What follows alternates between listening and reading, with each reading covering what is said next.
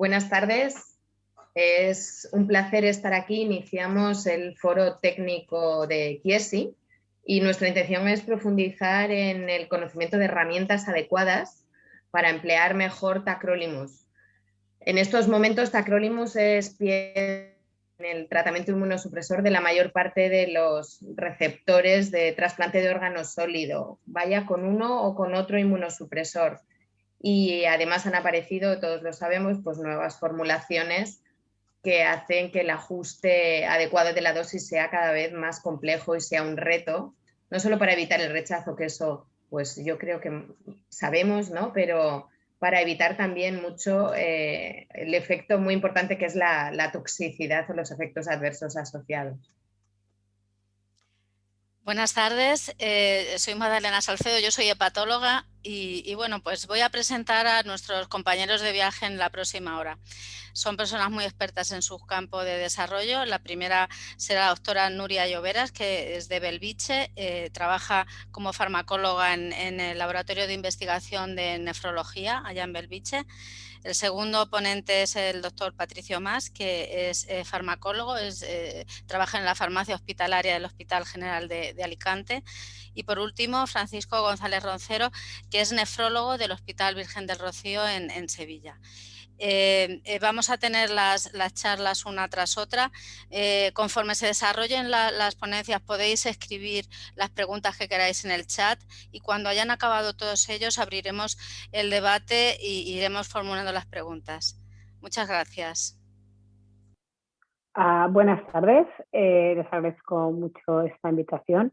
Hace tiempo que en el Hospital de Belviche estamos trabajando con la individualización de la dosis de tacrolimus en trasplante renal y sabemos que la farmacogenética juega un papel muy importante. Pues en estos 15 minutos intentaré resumir en qué punto estamos para que esta farmacogenética pueda ser aplicada en la práctica clínica.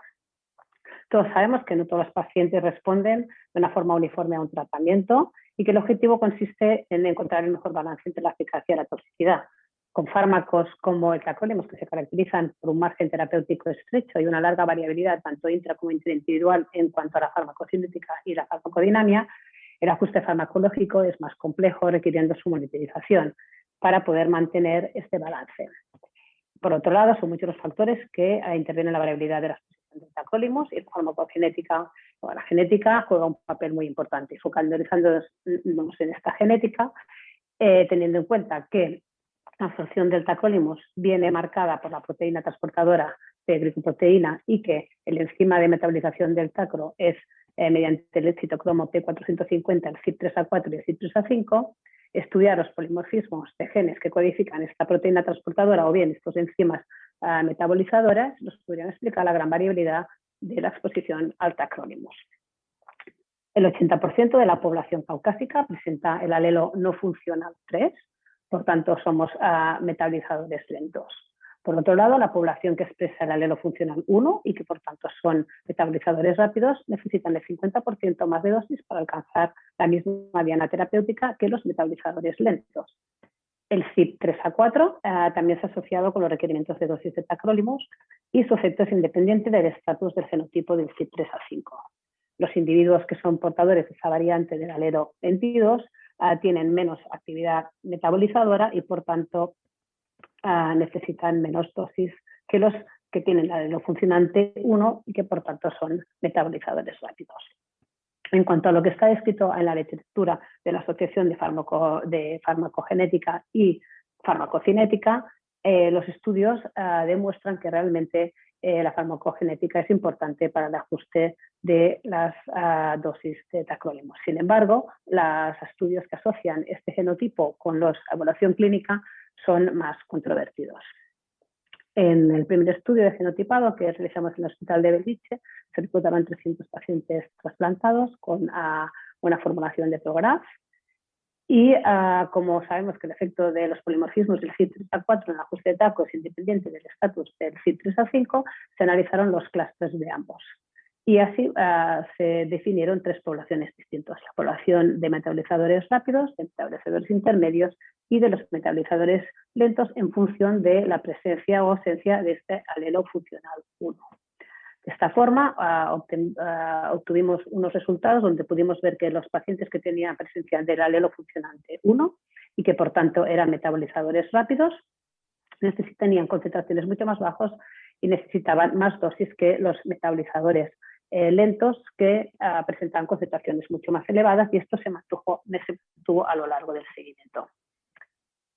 Por otro lado, estos metabolizadores lentos, el 45% de estos metabolizadores presentaron valores por encima de 15 nanogramos a mililitro de concentración de TACO, y estos fueron disminuyendo a lo largo del seguimiento gracias a la monitorización. Por otro lado, los metabolizadores rápidos, el 35% presentaron valores por debajo de 5 nanogramos mililitro. En cuanto al estudio de la influencia de los polimorfismos en los genes CYP3A4 y CYP3A5 sobre el daño inicial de la evolución de trasplante, sabemos que los metabolizadores que son lentos, que ahora no tengo los metabolizadores que son lentos, o los metabolizadores que son, lentos, o bien los metabolizadores que son rápidos, necesitan dosis de adaptación basadas en genotipos para alcanzar el objetivo terapéutico. Pero, ¿qué sucede con el resultado a largo plazo después del trasplante? ¿Esta sobreexposición que hemos visto o subexposición se correlaciona con peores resultados? Pues bien, en receptores de trasplante renal que son metabolizadores rápidos, es decir, tienen alelo funcionante 1, a pesar de que la exposición de TACRO, como hemos visto, es mucho más baja al principio, la mayoría de los estudios no observaron una mayor incidencia en rechazo agudo. Por otro lado, la alta exposición de tacrolimus en los metabolizadores lentos se ha correlacionado con nefrotoxicidad, pero los resultados de los estudios son controversos. En el servicio de nefrología de nuestro hospital realizamos un estudio donde analizamos si el impacto de la respuesta inmunológica y el rechazo podía venir modulado por los diferentes perfiles farmacogenéticos de los polimorfismos del FIP. Para ello, se evaluaron los anticuerpos donante específico preformados, así como la reactividad celular sobre el riesgo de rechazo según los diferentes fenotipos, y evaluamos los diferentes tratamientos de inducción. Observamos que esta memoria aloinmune preformada parece estar modulada directamente por los distintos clústeres del CYP3A. En cuanto a los metabolizadores intermedios, pudimos observar que en presencia de memoria aloinmune preformada presentaban un mayor riesgo de rechazo o función retardada del injerto si no recibían una terapia de inducción con depresión de célula T. Cuando analizamos los metabolizadores rápidos, pudimos ver que los eventos de rechazo parecían estar causados por la respuesta aloinmune preformada y la activación de esta de nuevo, pero que dependiendo de la terapia de inducción podían rechazar o no, y rechazaban si no recibían una terapia de inducción con depresión de célula T. En cuanto a los metabolizadores rápidos, la incidencia de rechazo fue más reducida, es decir, solo un paciente rechazó de 36, a pesar de presentar memoria preformada o no recibir terapia de inducción con timoglobulina. En estos estudios retrospectivos publicados hasta ahora han generado realmente la necesidad de perfeccionar el ajuste de dosis de TACRO en función del fenotipo, pero estamos ya en el punto de poder implementarlo en la clínica. ¿Cuál sería el siguiente paso? Pues sería poder realizar estudios prospectivos randomizados, realmente analizando qué proporción de pacientes tenemos en margen terapéutico y también su evolución clínica.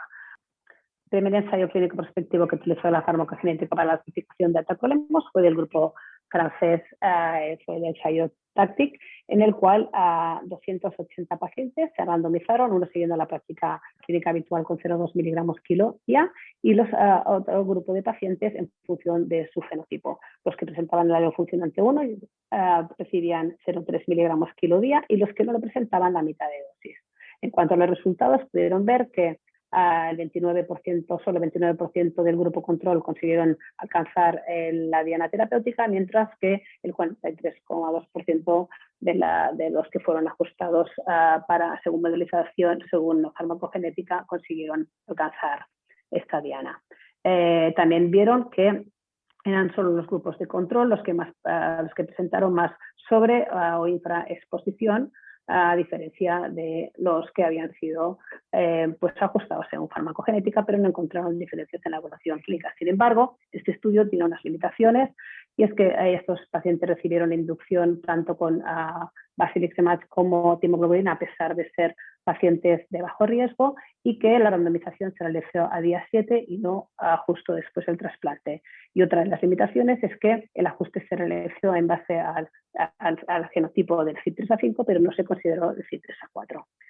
El segundo ensayo clínico prospectivo fue el grupo de Rotterdam, los cuales siguieron un estudio, un diseño muy parecido al grupo francés, pero los pacientes fueron randomizados justo después del trasplante, siguiendo la misma dosificación.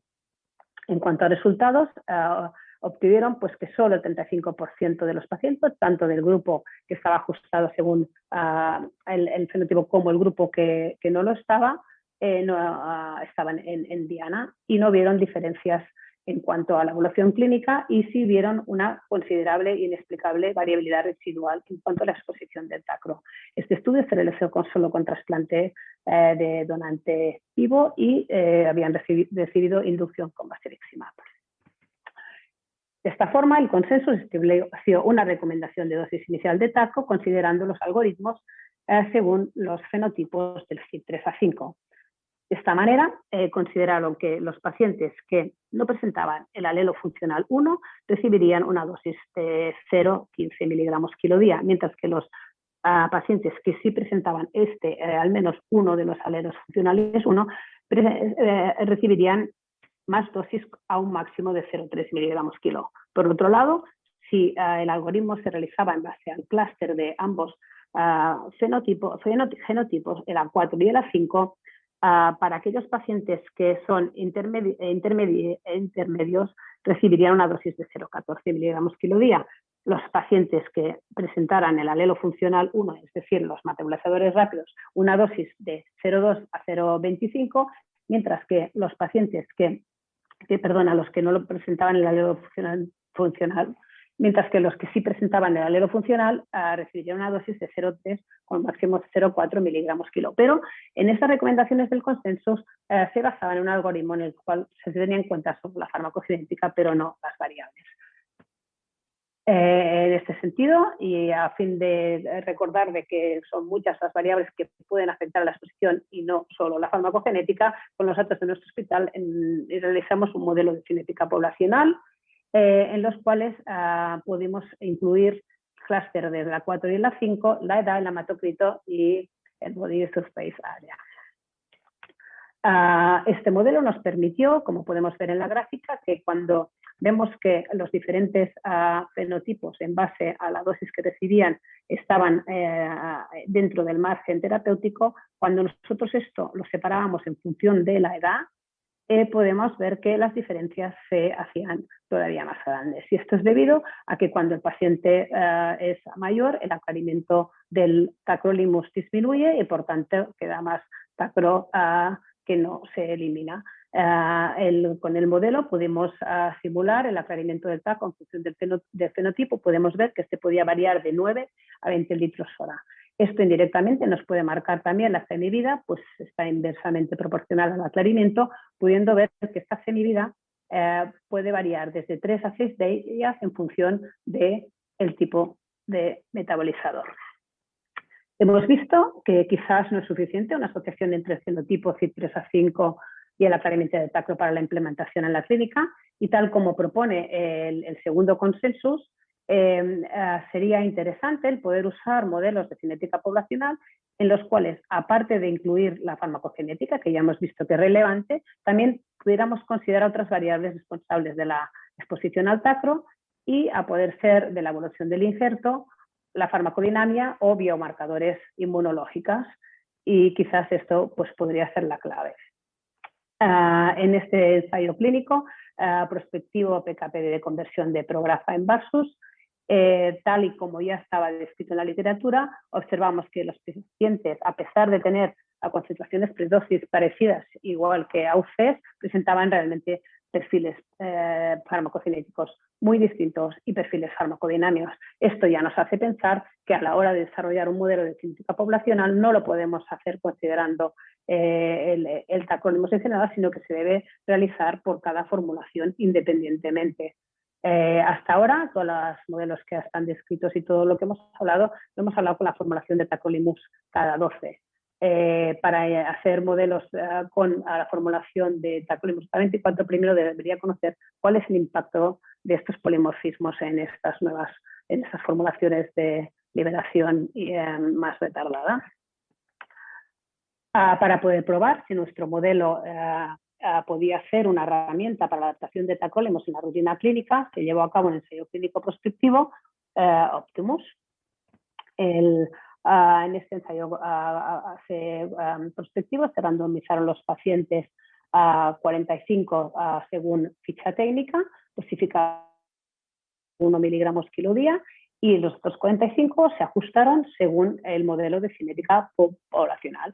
El objetivo primario fue ver la proporción de pacientes que estaban en target tras la primera dosis de tacrolimus, y los objetivos secundarios ver cuánto tiempo necesitaban para estar en target los que no estuvieron en el primer steady state y cuántas modificaciones de dosis se requerían a lo largo del seguimiento, considerando un seguimiento de 90 días y diferentes puntos en los que se valoraban las diferentes concentraciones de dosis de tacrolimus. En este sentido, pues para la dosis inicial de tacro se aplicaba en el grupo de ficha técnica la dosis del protocolo de 0,05 miligramos kilo cada 12 horas, mientras que el grupo que le había tocado por randomización la modelización se dosificaba según la edad, en la cual hicimos dos grupos, y según el fenotipo, recibiendo diferentes dosis en función de estas dos variables. Una vez se había ajustado la primera dosis post-trasplante y ya teníamos una concentración predosis para las siguientes modificaciones, también se tuvo en cuenta el hematocrito. En cuanto a resultados del objetivo primario, pudimos ver que el 50% de los pacientes que se habían ajustado según modelización estaban en target en la primera fase estacionaria, mientras que solo un 20% de los que se habían ajustado según ficha técnica. Y de este 20% que se habían ajustado según ficha técnica, solo un 8% de los metabolizadores rápidos estuvieron en diana y ningún metabolizador lento. Por otro lado, cuando estudiamos el objetivo secundario en cuanto al seguimiento a los 90 días, pudimos ver que había mucha más variabilidad en el grupo de seguidos según ficha técnica y presentaban más sobre infraexposición. En cuanto al tiempo a alcanzar el target, fueron 25 días por la ficha técnica versus los 7 días del modelo, y necesitaron muchas más modificaciones de dosis los pacientes que se ajustaron según ficha técnica comparados con la modelización, y durante el follow-up también. Y ya por último, para concluir, podemos decir que el clúster del genotipo del CYP3A es actualmente el predictor genético más fuerte conocido del requerimiento de dosis de tacro. Sin embargo, no explica toda la variabilidad. Una evaluación precisa de la memoria aloinmune preformada juntamente con el estudio de los polimorfismos del CYP3A permitiría identificar diferentes pacientes con riesgo de trasplante. La modelización poblacional, incluyendo las variables clínicas y la farmacogenética, puede ser útil para la individualización de la dosis. Esta modelización puede lograr que los pacientes alcancen la diana terapéutica más rápidamente y puede limitar la exposición y superexposición al tacrolimus. Como mensajes de futuro para llevarse a casa, es que necesitaríamos el desarrollo de más modelos de cinética poblacional en el cual se estudiaran subpoblaciones, como la subpoblación pediátrica, los obesos, que por otro lado estos modelos de cinética poblacional deberían incluirse todas las variables que condicionan la exposición, a su vez a poder ser posible variables farmacodinámica o marcadores inmunológicos. Estos algoritmos deberían ser implementados en la clínica. Se necesitan estudios con evaluación clínica, se necesitan también a poder ser modelos que nos predigan respuesta farmacodinámica y efectos adversos, y también se podrían analizar otros polimorfismos que pueden ir a explicar esta variabilidad residual que observamos en la farmacocinética del tacro. Y por último, agradecer la ayuda de todo el equipo de trasplante del Hospital de Bellvitge y al equipo de ensayos clínicos, y también al Hospital Erasmus Medical Center, quienes han colaborado en muchos de nuestros estudios de ajuste de dosis personalizada de tacrolimus. Muchísimas gracias. Hola, buenos días. Soy Patricia Serrano, de la Unidad de Farmacocinética Clínica del Servicio de Farmacia del Hospital General Universitario de Alicante. Lo primero que quería hacer es agradecer tanto a Chesi como a las moderadoras, la doctora Marta Crespo y la doctora María Salcedo, por la invitación a esta mesa técnica para compartir con todos vosotros la experiencia nuestra en cuanto al ajuste de la dosis de tacrolimus. El por qué hay que ajustar la dosis de tacrolimus es bien conocido por todos. Hay una amplia variabilidad en la respuesta farmacológica al mismo, y esto se debe a que hay múltiples factores que van a afectar a la variabilidad en la respuesta. Vamos a tener la adherencia del paciente al tratamiento, la biofarmacia, es decir, la cantidad de dosis que finalmente es absorbida. Pensemos, por ejemplo, en pacientes con sonda nasogástrica o con problemas del tracto digestivo. Va también a depender de la farmacocinética, de la farmacodinamia y de la farmacogenética, que va a afectar tanto a la farmacocinética como a la farmacodinamia. Tacrolimus tiene una farmacocinética especialmente compleja, tiene un volumen de distribución muy elevado debido a que accede a volumen de distribución profundo. Además es metabolizado a distintos niveles, intestinal y hepático. En el mercado además disponemos de distintas formulaciones de tacrolimus que hacen que la absorción y la liberación del mismo sea distinta y que estas características confieran un perfil cinético de unas a otras claramente diferente. Tacrolimus cumple la mayor parte de los criterios que utilizamos en las unidades de farmacocinética para monitorizar un fármaco. Sabemos que tiene una amplia variabilidad individual farmacocinética. Estamos acostumbrados a ver los valles, que es el rectángulo que tenemos aquí señalados, en las que una misma dosis administrado a 100 pacientes, pues vamos a tener una variabilidad del orden de casi 10 veces o 20 veces de un paciente a otro, pero me interesa también que veamos no solamente la variabilidad en el valle, sino en el área bajo la curva, en cada uno de los puntos que componen el área bajo la curva, puesto que la misma variabilidad que observamos habitualmente, porque lo medimos en los valles, también la tenemos en el área bajo la curva. Desde el inicio de la utilización de tacrolimus en pacientes trasplantados, se observó que existía una correlación muy buena entre eficacia y farmacocinética. A mayor concentración plasmática del fármaco, menor porcentaje de pacientes que rechazaban y mayor porcentaje de toxicidad. Y tenemos intervalos terapéuticos establecidos para distintos índices farmacocinéticos.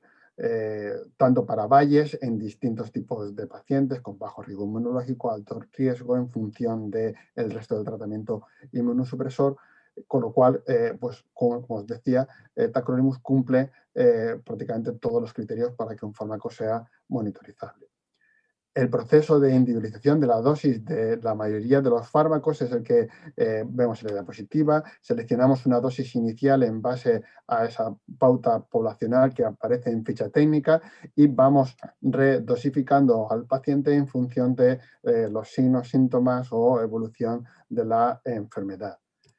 Sin embargo, cuando los fármacos son de estrecho intervalo terapéutico, tenemos que extraer una muestra al paciente en un tiempo de muestreo determinado, habitualmente predosis o en valle, y en base a las concentraciones plasmáticas en estado estacionario, si estas son muy altas, bajaremos la dosis, si son muy bajas, la aumentaremos, y si están dentro del intervalo, lo mantendremos. Sin embargo, ¿cómo podemos realizar este ajuste de dosis? Podemos utilizar algoritmos. Es decir, por ejemplo, una reducción de un porcentaje de la dosis en función del aclaramiento de creatinina, como hacemos con los aminoglucósidos o con la dioxina o con metalactámico. El problema que tienen los algoritmos, que también se pueden aplicar a tacrolimus, es que deben de cumplir una serie de criterios para poder aplicarlos de forma correcta. El primero de ellos es que las concentraciones plasmáticas que saquemos tienen que estar ya en estado estacionario, con lo cual cualquier concentración extraída previo a alcanzar ese estado estacionario, pues no nos va a ser útil a la hora de interpretarlo, estos algoritmos. La siguiente es que el tiempo de muestreo tiene que ser exactamente el mismo que el que se aplique en el algoritmo. Es decir, valles o predosis, y además valles predosis reales. Es decir, en cuanto realizamos una extracción 4, 5 o 6 horas posterior a un valle o anterior a ese valle, la interpretación de ese dato de concentración plasmática cuantificada, pues va a ser de dudosa utilidad clínica. Y por último, la principal limitación que tienen los algoritmos es que no van a ser capaces de predecir qué concentración plasmática alcanzaremos cuando aumentemos o disminuyamos la dosis. Podemos aplicar también metodología o métodos proporcionales, es decir, si tengo esta concentración plasmática objetivo y quiero llegar a esta otra, pues hago, por ejemplo, una regla de 3 o un aumento proporcional de la dosis. De nuevo, tenemos las mismas limitaciones que con los algoritmos. Tenemos que tener valles reales, estar en estado estacionario y el paciente estar completamente en una situación estable. Si el paciente se anemiza o si al revés pasa de una situación de una hemoglobina baja a una hemoglobina alta, cualquier situación en la que el paciente no esté estable, no vamos a poder utilizar estos métodos. Y después tenemos el último, que es el que utilizamos nosotros, que es el cálculo de los parámetros farmacocinéticos individuales utilizando modelos farmacocinéticos poblacionales y una metodología bayesiana. Dos apuntes respecto a los modelos farmacocinéticos poblacionales. Simplemente recordar que todos los procesos complejos que se producen cuando administramos una dosis de tacrolimus dentro del organismo, lo que hacemos es intentar simplificarlo como está puesto en la diapositiva, con un modelo de cajas en las que el fármaco entra, se distribuye y sale o se elimina.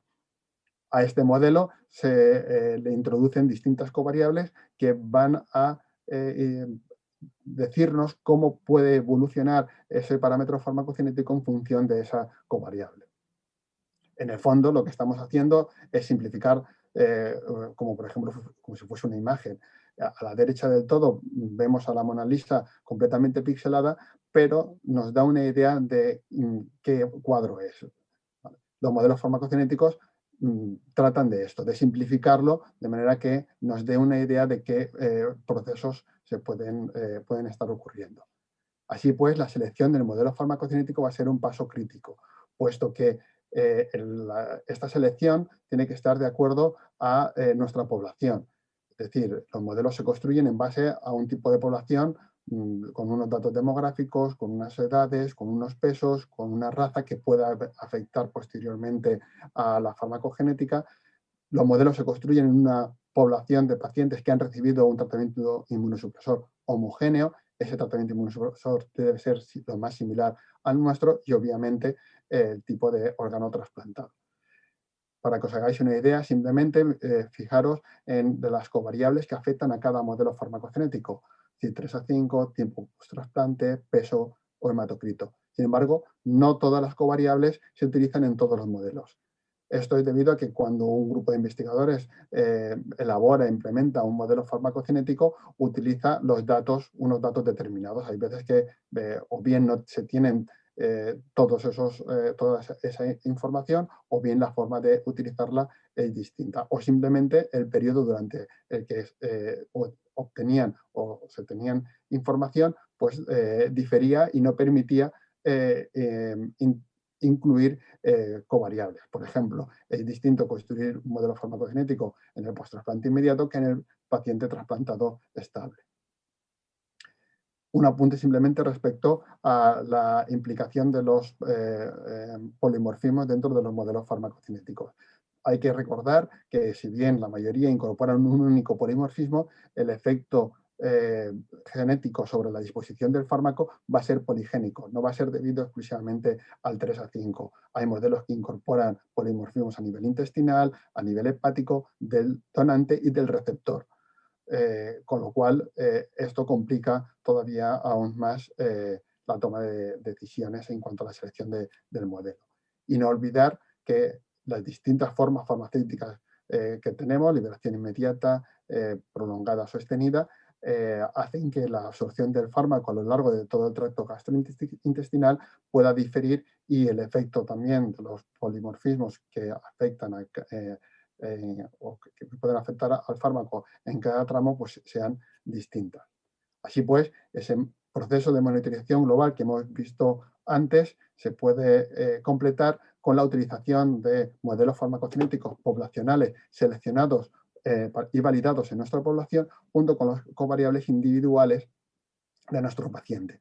Esto nos permite calcular los parámetros farmacocinéticos individuales, calcular una dosis nueva para volver a alcanzar, para intentar alcanzar una concentración plasmática objetivo.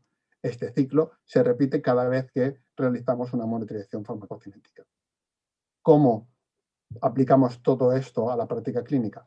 Lo primero de todo es la selección adecuada de los tiempos de muestreo.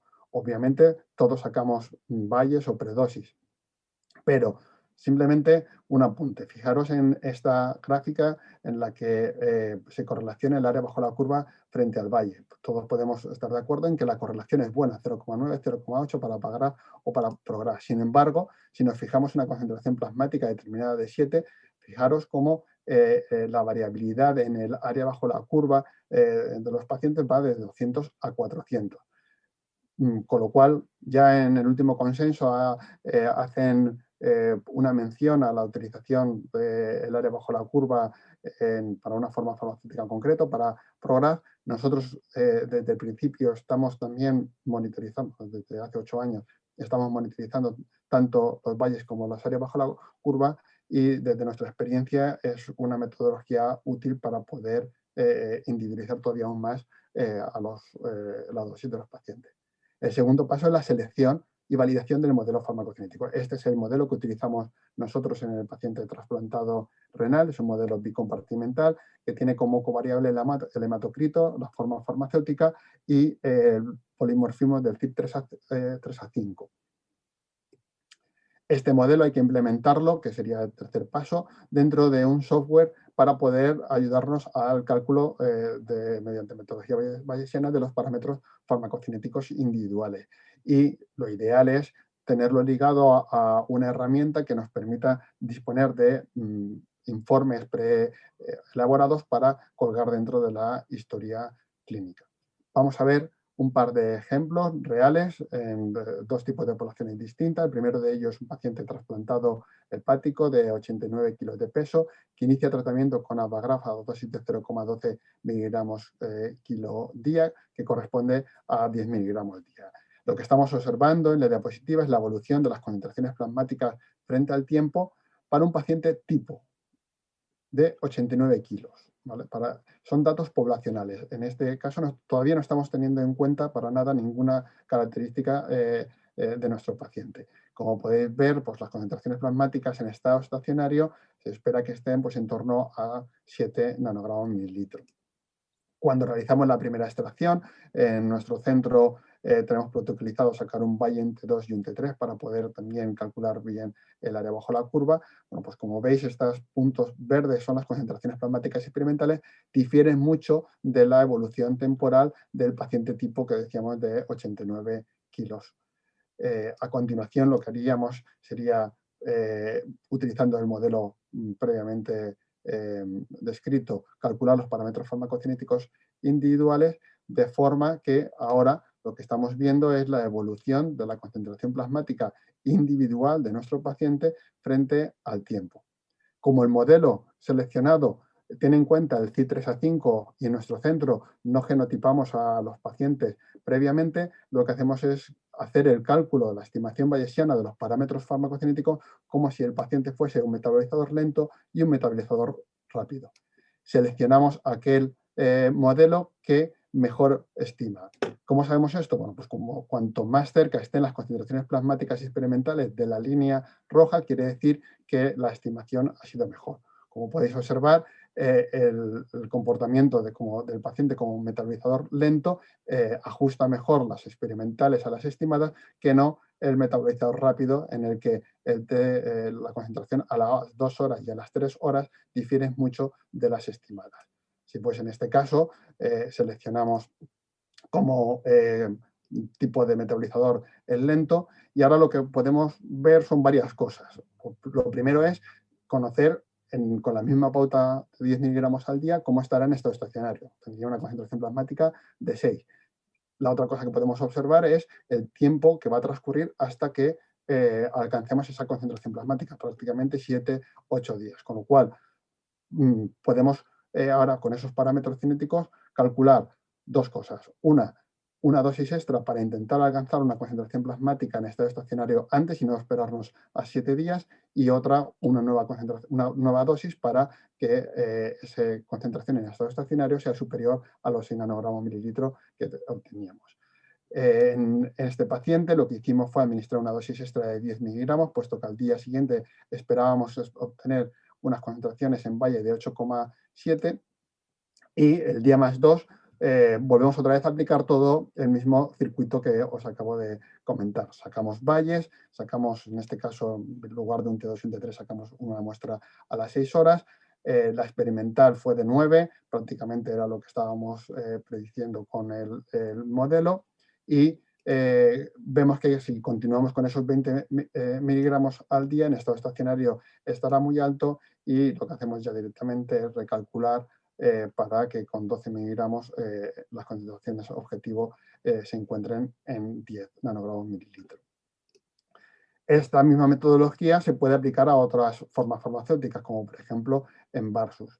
Aquí os muestro un paciente trasplantado renal de 80 kilos que inicia directamente con una dosis de 8 miligramos al día, que es 0,1 miligramo kilo día, que es el protocolo que estamos utilizando ahora mismo, y la monitorización la tenemos programada el día +3 con una curva completa mucho más rica. ¿Por qué hacemos esto? Porque en el momento de empezar a utilizar en Varsus no disponíamos de ningún modelo farmacocinético en la bibliografía poblacional en el post-trasplante inmediato. De forma que lo que hacemos es enriquecemos un poco la información con datos individuales del paciente, pero exactamente la misma metodología que os he explicado antes. Cálculo de los parámetros farmacocinéticos individuales para poder predecir con la pauta, en este caso que estaba llevando, cómo quedaría el paciente. Sin embargo, por ejemplo, en este paciente concreto, cuando hacemos el cálculo como si fuese un metabolizador rápido o un metabolizador lento, vemos que prácticamente no hay diferencia en los parámetros cinéticos entre un metabolizador rápido y un metabolizador lento. La diferencia que hay entre las concentraciones plasmáticas experimentales, ahora son los puntos azules, y las estimadas individuales del paciente, pues prácticamente son las mismas. Y no podemos decir que un modelo sea mejor que el otro, porque prácticamente pues, todos los puntos azules caen encima de la línea verde. Esta es la evolución del paciente al mes de seguimiento y al mes 4 post-trasplante. Como podéis observar, pues prácticamente el modelo predice perfectamente las concentraciones valle del paciente en cada una de las monitorizaciones. Bien, esto en general lo tenemos analizado en paciente trasplantado hepático, el porcentaje de pacientes con valles dentro del intervalo terapéutico utilizando esta metodología, pues hemos logrado que esté por encima del 80% en el día +3 del inicio del post-trasplante. Y simplemente para acabar, una serie de ideas, y es que además de utilizar como índice farmacocinético el valle, la utilización del área bajo la curva nos da una información muy valiosa sobre la exposición real del fármaco en los pacientes individuales, que la metodología bayesiana, utilizando modelos farmacocinéticos poblacionales previamente validados, permite realizar un ajuste posológico muy preciso de los inmunosupresores, y que toda esta metodología es importante incorporarla a la práctica clínica para poder mejorar el ajuste posológico de estos fármacos en nuestros pacientes trasplantados.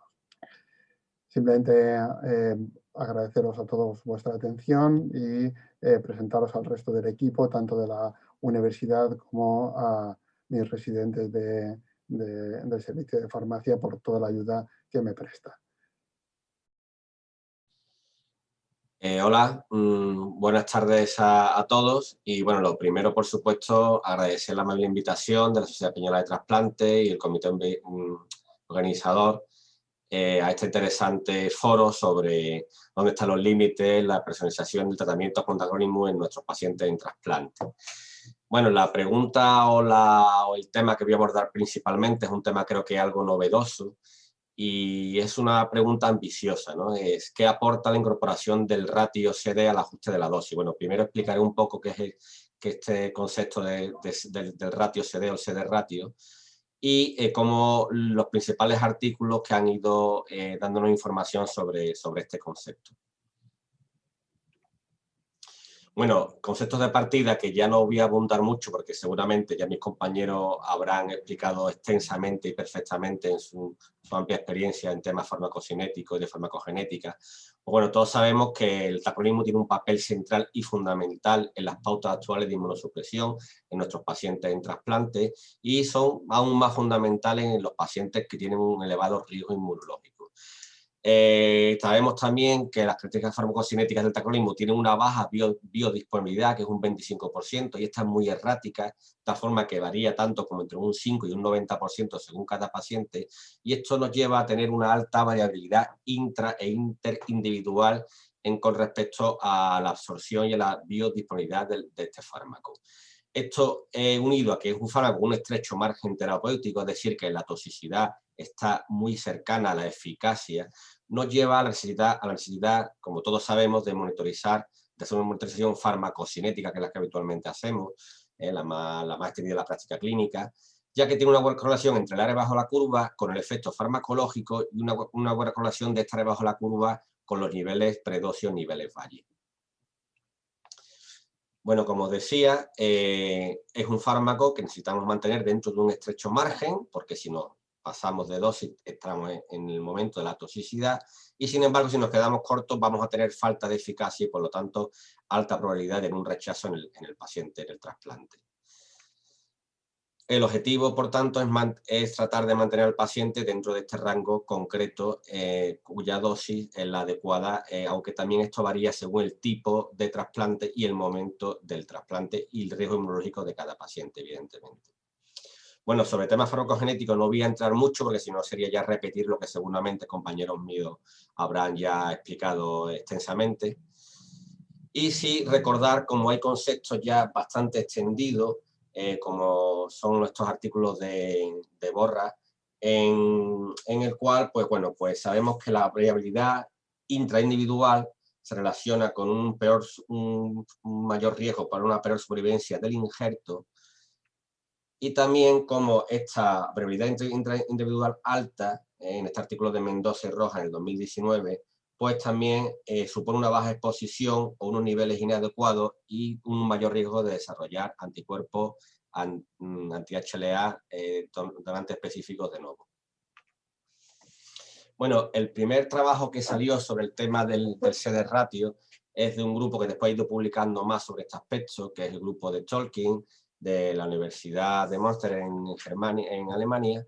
Y bueno, es un primer artículo donde habla de cómo analizan el dato del CD en 248 pacientes trasplantados caucásicos con una evolución de 24 meses, un tiempo de seguimiento de 24 meses, y ellos concretan que es metabolizador rápido si el CD es menor de 0,05. De forma rápida, como comentaba antes, el concepto de CD ratio es simplemente dividir la concentración partido por la dosis. Es decir, si yo tengo un paciente que quiere un nivel de 7 y le estoy dando 7, pues tiene un CD ratio de 1. Sin embargo, un paciente que tengo una concentración plasmática de 7, pero le estoy dando una dosis de 14, el CD ratio queda en 0,05. O sea, es una forma de decir que para una dosis concreta, qué cantidad, para un nivel concreto, mejor dicho, qué cantidad de dosis necesito para alcanzar ese nivel.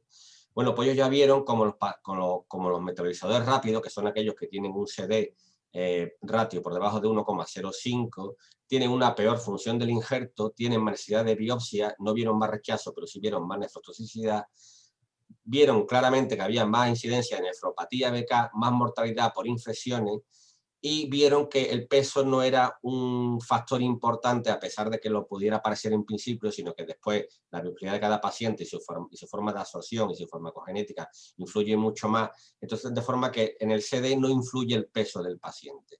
De tal forma que este marcador, este CD ratio, podía ser un marcador importante sobre una situación de sobreinmunosupresión en nuestros pacientes.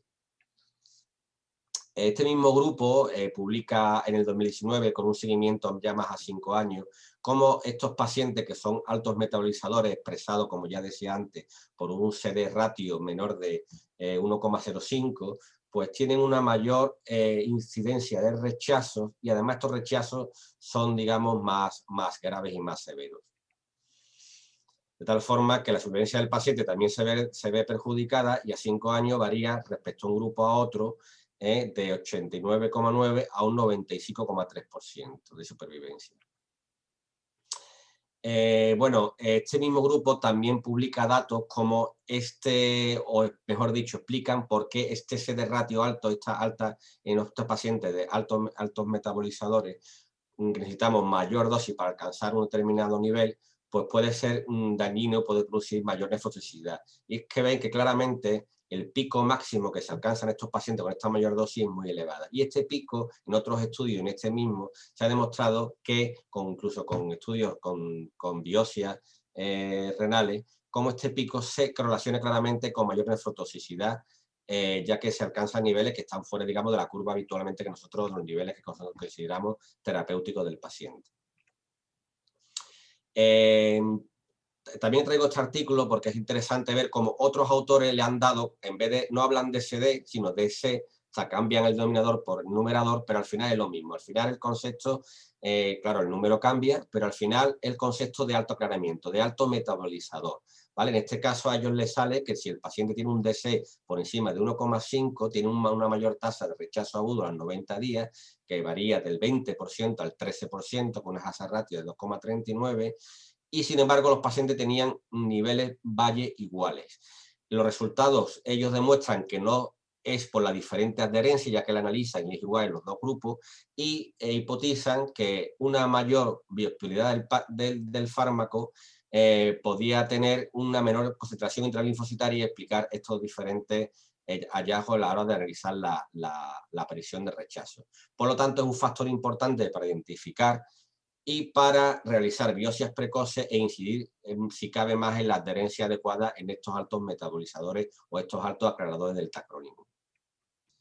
Bueno, pues este estudio sí me voy a parar un poco más porque es el estudio más relevante por la calidad del estudio, por el número de participantes que ha salido sobre este tema, ¿no? Y es el estudio Tomato, que, bueno, es desarrollado, publicado recientemente en junio de 2020, por un grupo de la Universidad de Grenoble. El objetivo del estudio es claro, es evaluar la asociación entre la concentración dosis de tacrolimus y la supervivencia del injerto. De tal forma que ellos miden, hacen una serie de mediciones de CD entre los meses 3 y 6 post-trasplante, donde se considera que ya más o menos el fármaco tiene un periodo de cierta estabilidad, y hacen la mediana de las diferentes concentraciones de los diferentes CD ratios que se calculan. Y se consideran metabolizadores rápidos si el CD de tacrolimus es menor a 1,05. Les sale en concreto que del total de pacientes, 914 pacientes que analizan este dato, un casi 15% son metabolizadores rápidos. Bueno, pues respecto al diseño del estudio, y voy rápido, son finalmente 1.029 pacientes los que se enrolan. Los que tienen inclusión fueron inmunosupresión basada en tacrolimus, supervivencia del injerto mayor de 1 año, no uso inicial de everolimus, datos disponibles sobre la lesión clínica, sobre el anticuerpo anti-HLA, se incluyeron los trasplantes duales, y es un estudio retrospectivo que se llevó enrolando pacientes del 2004 al 2016. Claramente, bueno, evidentemente se hicieron otras covariables, ¿no? Como fueron la concentración mínima de la variación después de los 6 meses post-trasplante para medir la adherencia al tratamiento, si este influía, el desarrollo de DSA de novo. También se hizo un estudio en todos los pacientes que se pudieron sobre el genotipo del CYP-A35, el grado de sensibilización previa al injerto y el filtrado glomerular en el primer año de evolución del injerto. Y se analiza la supervivencia, como decía, entre este CD temprano de metabolizadores rápidos, en aquellos que da, como repito, un menor de 1,05 y de supervivencia del injerto renal censurada por muerte del paciente. Bueno, pues finalmente fueron 623 pacientes los que se pudieron completar en el estudio multivariante del total que empezaron, porque de estos se dispusieron de datos completos. El esquema de inmunosupresión, pues ya lo comento, el que comenté antes: inducción con timoglobulina o basilizumab, mantenimiento con tacrolimus, microfenolato homofetilo y corticosteroides los primeros 3 meses. El objetivo terapéutico en la mayoría de los pacientes era mantener el tacrolimus entre 5 y 8 microgramos litros durante los primeros 3 meses después del trasplante. Se analizó el CD ratio de forma temprana, que es aquello que se analiza entre el mes 3 y el mes 6. Y finalmente tuvimos una media de 8 determinaciones de CD por paciente. Lo mínimo tuvieron 2 todos los pacientes, incluso algunos llegaron a tener un máximo de 17 determinaciones. Bueno, en cuanto a la gestión de la población, no voy a incidir mucho, pero bueno, evidentemente en aquellos que eran metabolizadores rápidos, pues la proporción del genotipo A351 del este alelo es claramente superior al resto, como era de esperar. Y vieron que este concepto de CD ratio, este factor, digamos, se mantiene estable, no difiere en las siguientes mediciones que se hacen en los primeros meses, con lo cual no varía mucho y podemos considerarlo, por lo tanto, un parámetro estable y representativo de la capacidad metabolizadora del paciente en los primeros meses del trasplante. Bueno, el principal resultado es la influencia que tiene la influencia del injerto censurada, y se vio cómo se asociaba significativamente con un CD ratio, aquellos que tenían un CD ratio menor a 1,05 respecto a los que tenían por encima de 1,05, una diferencia de supervivencia, de tal forma que a los 4 años post-trasplante la diferencia de supervivencia entre ambos grupos era cercana al 8%. Estos resultados se vieron tanto en el análisis univariante como el multivariante, donde se ve que el CD ratio es un factor pronóstico importante con una hazard ratio de 2,26, también, por supuesto, acompañando a otros también conocidos factores pronósticos de peor evolución de la supervivencia del injerto, como pueden ser, el desarrollo de DSA, el filtrado glomerular menor de 30 o reducido en los primeros meses del trasplante, o la necesidad de tratamiento con corticoides, que ellos claramente ponen en relación a pacientes de alto riesgo inmunológico, que el corticoide hay que mantenerlo prescrito mayor tiempo.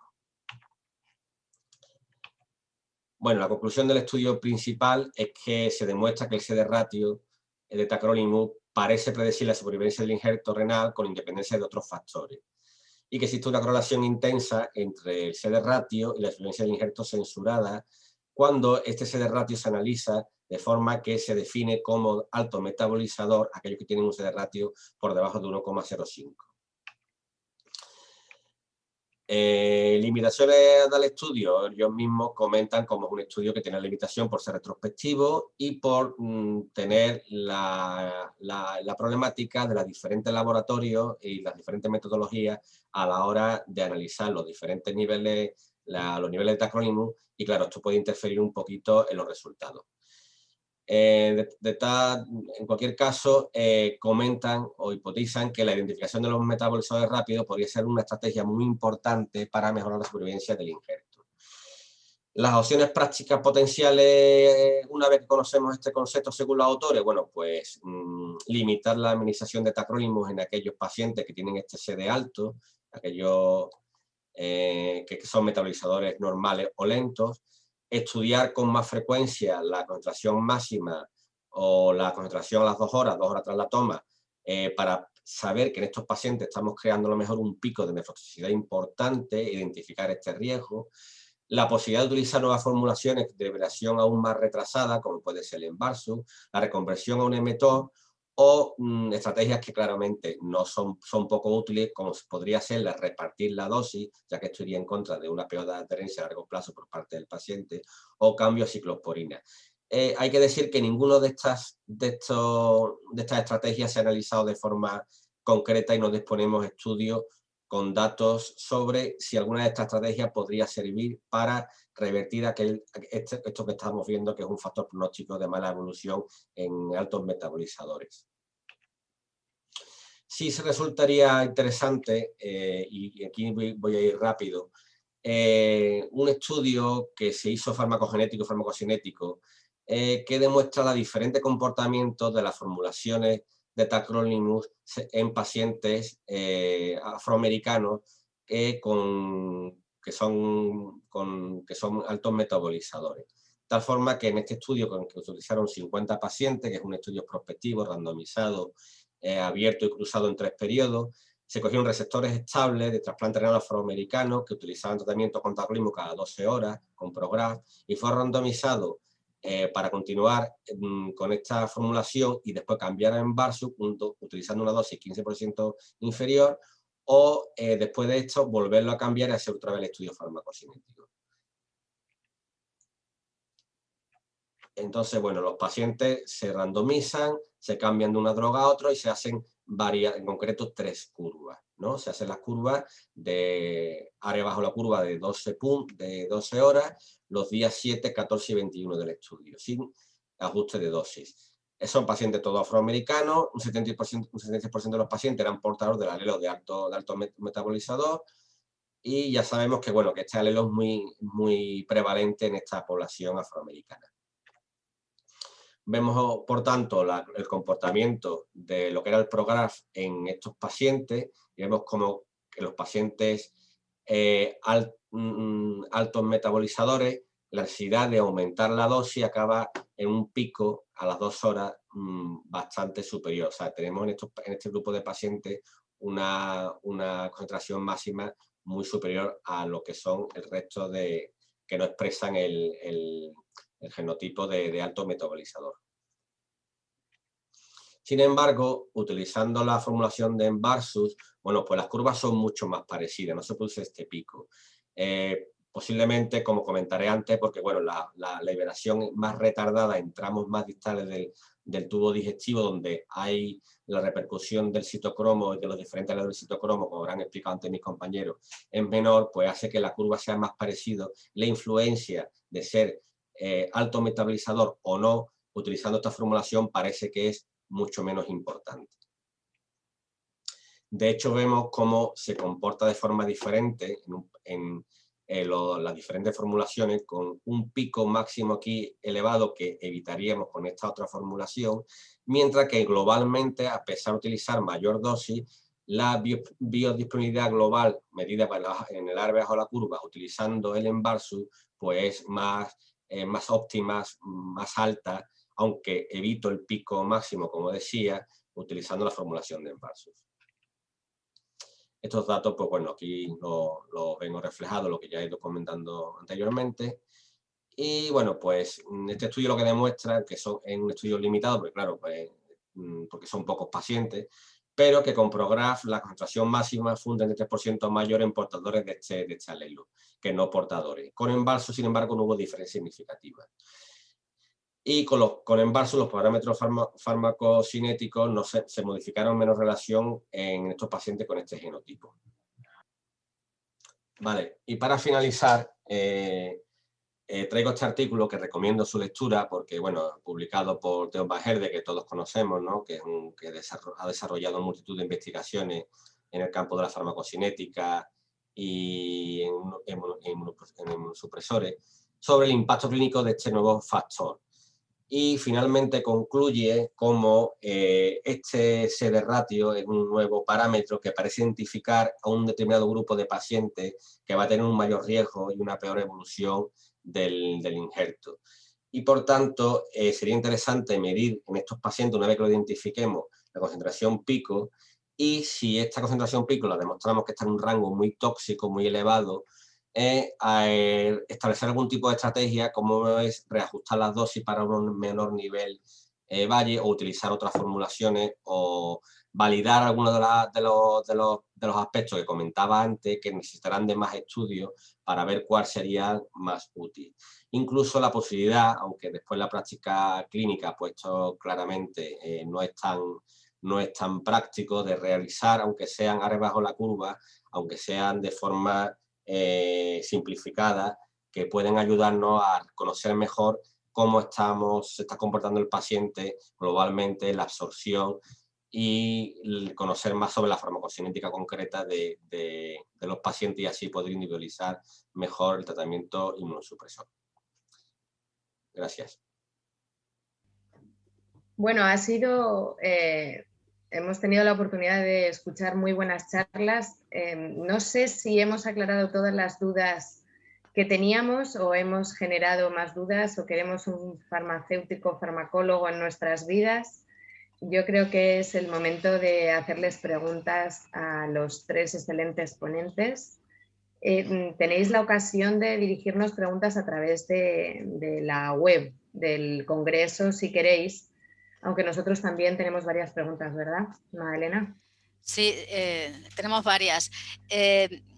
Yo soy hepatóloga y bueno, pues me suscita que siempre los otros órganos sólidos, que somos conscientes de todos los problemas de la infra y de la toxicidad y la infradosificación, tenemos problemas similares.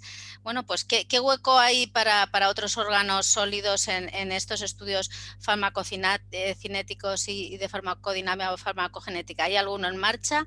Y en el caso concreto del hígado, claro, es que tenemos un escenario que el órgano que cambiamos es precisamente el máximo metabolizador y el máximo expresador de estos citocromos, con lo cual tenemos una especie de situación un poco complicada.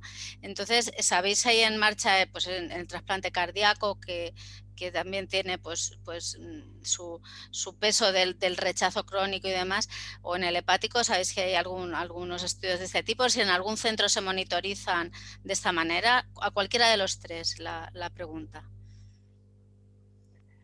En Belviche estamos bueno, los estudios los hemos realizado en trasplante renal, pero queremos hacerlo en trasplante hepático. Como bien dices, es el órgano que metaboliza, con lo cual es súper interesante. Si hemos visto con estos resultados en trasplante renal que el fenotipo del recipiente es del receptor, perdón, es tan importante, si nosotros esto lo pasamos al trasplante hepático, pues todavía lo tiene que ser más, porque tenemos que pensar que, por ejemplo, tenemos un metabolizador rápido, ¿no? Y trasplantamos el hígado. En el receptor, ¿cuál es el fenotipo que más va a preponderar, ¿no? Porque a nivel intestinal seguirá siendo, tendrá el 1 funcionante, pero a nivel hepático, a nivel de metabolización y de aclaramiento del fármaco, si el donante es lento, dejará de ser rápido. ¿En qué momento, no? O sea, para la dosis inicial, ¿cómo la calculamos? Como el fenotipo del donante, como el receptor, ¿en qué momento adquiere importancia, ¿no? Y esto es muy interesante poderlo hacer desde el punto de vista del clúster IBER, porque igual la dosis de inicio pues, se calcula según el fenotipo del receptor, pero luego al cabo de una semana podemos ver un cambio de dosis, que se requiere un cambio de dosis importante, y si desconocemos cuál es el polimorfismo de cada uno, podemos atribuirlo a otro factor, ¿no? Siempre puede ayudar, y yo creo que es muy interesante poderlo realizar, y de hecho en Belviche, pues de cara a un futuro nos gustaría poder también hacerlo. Y una cuestión, y ya dejo a Marta hablar. Otra cosa que no hay que olvidar en el caso del hígado es que hay una función inicial que puede estar por el daño de isquemia de reperfusión retardada, con lo cual también condiciona pues todas estas curvas de farmacocinética que nos habéis contado también. En las primeras semanas, sobre todo, puede haber un equilibrio muy inestable. Entonces, no sé si Patricio y Francisco, pues esto en alguna medida lo habéis también podido considerar, ¿no? No tienes audio, Patricio.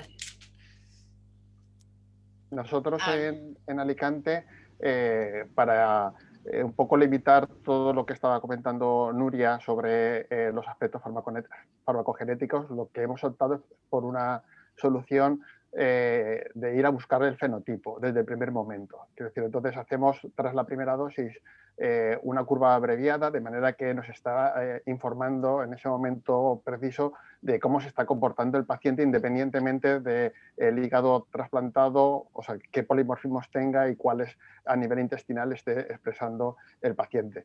Estas curvas nosotros las vamos repitiendo, al principio más... pues inicialmente más frecuentemente, precisamente por lo que comentaba de la evolución que tiene el hígado, de la recuperación que tiene durante los primeros días, y nos permite de hecho, pues esa gráfica que os hemos puesto, pues que prácticamente el tercer día tenemos por encima de un 75% de los pacientes dentro del intervalo terapéutico y que ya a partir de ese momento se mantiene durante el resto del seguimiento de los pacientes. Sí que hay estudios, como uno de los modelos que he apuntado, en el que sí que se tiene en cuenta precisamente todo lo que estaba diciendo Nuria, polimorfismo a nivel intestinal, del receptor y del donante. El problema de todo eso es que después en la práctica todo el genotipado te lo puede cambiar simplemente que pongas una estatina, que pongas un inhibidor de la bomba de protones distinto, cualquier fármaco que te vaya a interaccionar, aunque sea ligeramente, puede que te cambie completamente la expresión fenotípica del comportamiento de ese paciente individual. De manera que no abogas por el estudio de genotipos. Y un poco ligado con eso, para preguntarte a ti y también a Ronnie, relacionado con el estudio tomato, ¿no? Decías, hay un 15% de pacientes que son metabolizadores rápidos cuando estudian la farmacogenética, ¿no? Hablan de qué razas son, es decir, ¿deberíamos estudiar la genética en alguna subpoblación concreta sí y en los otros debemos ir más al fenotipo? O no sé, un poco para los dos. Bueno, este estudio lo realizan en pacientes, son todos raza caucásica, ¿no? Les sale un dato que es lo que era esperable, ¿no? Porque por otros estudios sabemos que la raza caucásica, los que expresan este citocromo, o sea, este genotipo es un 15%. Sin embargo, en la afroamericana es entre un 40 y 50%, en la asiática incluso es mayor, 70% en algunos estudios, ¿no? Entonces, bueno, les sale un 15%, que es lo que esperaban porque es una población caucásica. Claro, el concepto ese de ratio es un concepto un poco rompedor en el sentido de que lo que quiere decir es que es una forma muy práctica de medir y además no cambia con el tiempo, o sea, te identifica realmente al que fenotípicamente es alto metabolizador. A lo práctico, como comentaba antes Patricio. Independientemente del fármaco o del genotipo que tenga, que fundamentalmente el genotipo, a mí lo que me importa es saber qué paciente necesito una alta dosis para alcanzar una concentración concreta, porque me va a hacer un pico elevado y, bueno, y ellos sobre todo demuestran que es un factor pronóstico de mala evolución, ¿no? Entonces, bueno, digamos que sería una forma práctica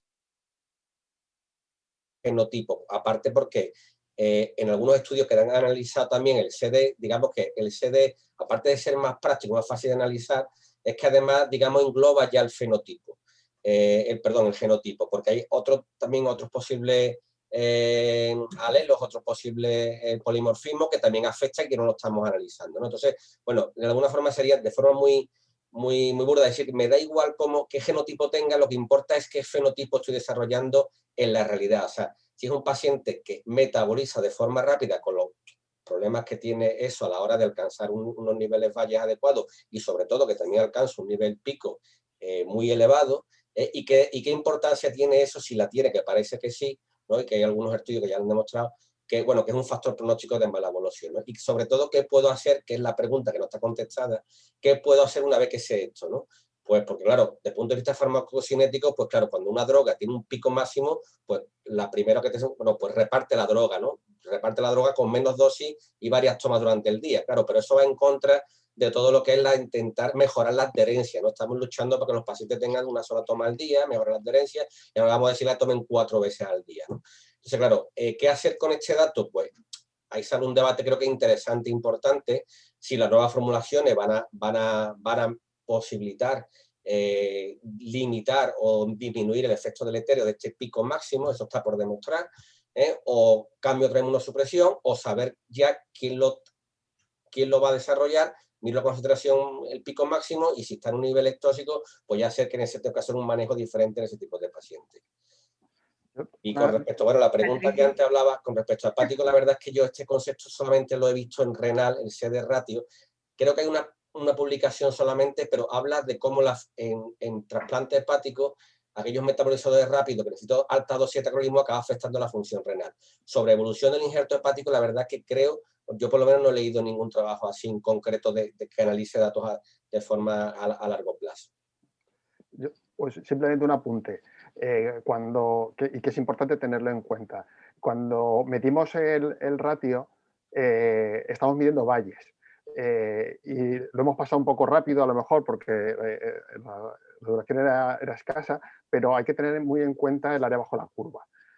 Lo digo porque muchas veces tenemos valles de 7 y estamos hablando de metabolización, pero también hay que hablar de absorción.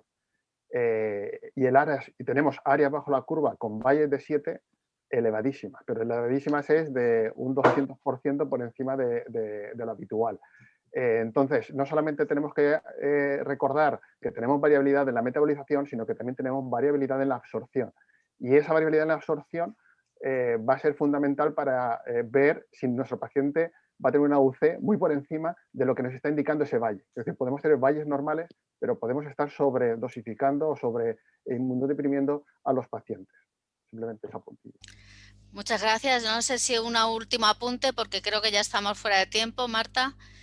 Sí, creo que tenemos que despedir. A mí se me quedan un montón de preguntas en el tintero, lo cual quiere decir que la sesión se ha hecho corta, ¿no? Yo quería hablar con vosotros, ya lo haremos en otro momento, del peso, si tenemos que tener en cuenta el peso, ¿no? Que ha surgido en la tertulia previa a las presentaciones, y a lo mejor nos podemos olvidar de tanta dosificación por peso y simplificar una parte de nuestras vidas. Es un reto que le lanzamos aquí, ¿sí, no, Magdalena? Para futuras. Eso es, sí. Y yo quiero agradecer a Kiesi la oportunidad que nos da, porque aunque usamos Tacro todos los días, resulta que no lo sabemos hacer del todo bien y tenemos mucho que aprender y mucho que mejorar. Y bueno, y agradecer a todos los ponentes las magníficas exposiciones. Magdalena, te dejo el adiós final. Pues nada, yo muchas gracias de compartir este foro contigo, Marta, y con todos vosotros. He aprendido muchísimo y espero que en próximas convocatorias los demás órganos tengamos también mucho que decir de estos temas que también nos inquietan y que lo haremos. Muchísimas gracias a todos y procedemos ya a la salida y a la conferencia, creo que es de socios. Hasta luego, buenas noches. Adiós. Hasta luego. Muchas gracias, adiós. Adiós.